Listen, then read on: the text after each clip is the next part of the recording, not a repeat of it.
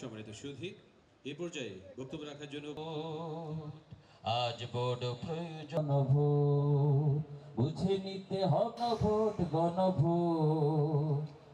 চালানোর জন্য আপনাদেরকে যে আসতে বলা হচ্ছে।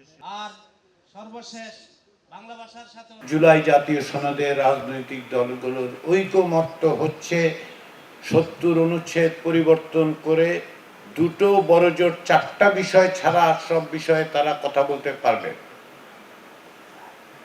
এবং তারা গোপন ব্যালটের মাধ্যমে রাষ্ট্রপতি নির্বাচন করতে পারবেন। এই যে ব্যবস্থাগুলো, সেই ব্যবস্থাগুলোই হচ্ছে জুলাই জাতীয় সনদ। অনেক রকম অপপ্রচার হচ্ছে। আপনারা কেউ কেউ বলছেন, কেউ কেউ বলে বিসমিল্লাহ থাকবে না, কেউ কেউ বলে 1971 মুছে দেওয়া হচ্ছে।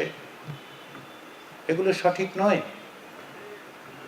জুলাই জাতীয় সনদ কোনো অবস্থাতেই 1971 সালের মুক্তিযুদ্ধের ইতিহাসকে বাতিল করার কথা বলেনি।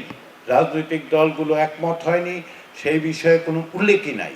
একইভাবে বিসমিল্লাহ বাদ দেওয়ার ব্যাপারে জুলাই জাতীয় সনদে কোনো রকম উল্লেখ নাই। গণভোটে সেই প্রশ্ন করা হয় নাই। যারা বলছেন তারা হয় অনিচ্ছাকৃতভাবে ভুল বলছেন, ভুল বোঝার কারণে ভুল বলছেন, অথবা অন্য কোনো কারণে তারা ভুল বলছেন। আমি আশা করি যে তারা এই ভুলগুলো ভুল বুঝতে পারবেন, তাদের অবস্থান সঠিক করবেন, যদি না অন্য উদ্দেশ্য থাকে। ফলে এইসব মিথ্যা প্রচারণা এর বিভিন্ন রকম কারণ আছে, ভুল প্রচারণার কারণ আছে, সেগুলো আপনাদের মোকাবেলা করেই মানুষজনকে বোঝাতে হবে। আপনারা প্রশ্ন করেছেন যে আপনারা যদি ইমাম হিসাবে, খতিব হিসাবে আপনারা যদি মসজিদে খুতবার সময় অন্য সময় গণভোটে হ্যাঁ পক্ষে বলেন, গণভোটের প্রচার করেন, কেউ তার বিরোধিতা করতে পারে কিনা? বিরোধিতা যদি সুস্থিরভাবে কেউ আপনার সাথে যুক্তি, তর্ক, আলোচনায় যেতে চায়, অবশ্যই পারে। আমরা তো অনেক বিষয়ে একমত হব না, কিন্তু আপনাকে তার থেকে বিরত করতে পারে না।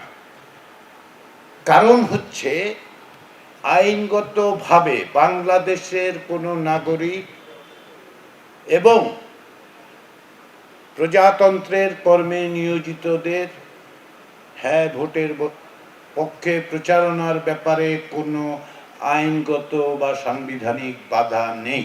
আমাদেরকে আইনের বিশেষজ্ঞরা বলছেন, আইন খতিয়ে দেখে, সংবিধান দেখে যে আদেশের অধীনে এই বাস্তবায়ন প্রক্রিয়া হচ্ছে, যে অধ্যাদেশের আওতায় গণভোট হচ্ছে, কোথাও এই ব্যবস্থা করা হয় নাই যে আপনি বলতে পারবেন না। কেউ বলতে চাইলে যুক্তি তর্ক দিয়ে যদি বলতে চান, আমরা শুনবো, আপনারাও শুনুন, অবশ্যই শুনতে হবে। কারণ কি, সকলের মত যাতে প্রকাশিত হতে পারে সেমন ব্যবস্থা করার জন্যই তো জুলাইয়ের অভ্যুত্থান। তার আগে আপনাদের কথা শোনার ব্যাপারে বিভিন্ন রকম বাধা বিঘ্ন তৈরি করা হয় নাই, হয়েছে তো। আমরা চাই সকলের মত, কিন্তু নিশ্চিত করতে হবে যে এটা যেন শান্তিপূর্ণভাবে, এর কোনো সহিংস বিষয় নেই, যেন আমরা নিশ্চিতভাবে কথা বলতে পারি, যুক্তি তর্কে, আলাপ আলোচনায় যৌক্তিকভাবে যদি কেউ বলার চেষ্টা করেন।